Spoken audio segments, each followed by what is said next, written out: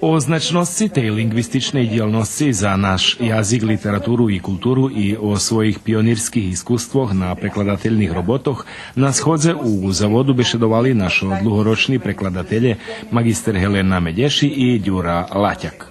Prekladac bar značne. Ještě dávno jeden tak duhoviti pisatelj govoril, že судьба šveta не зависи od diplomatiji, ali od prekladateljoh.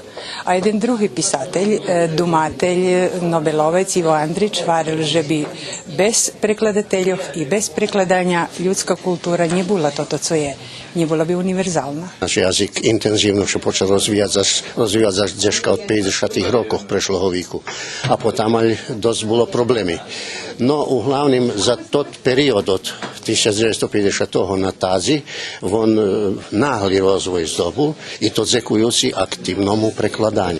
Popri Medješovej i Latjaka, ktorí bešedovali o poterašnjih iskustvoh i istoriji prekladateljstva pri Rusnacoh, na tribini o prekladateljstve u nješkajšim čaše, jak i potreboh tej dijelnosti za budućnost, bešedoval master Aleksandar Mudri.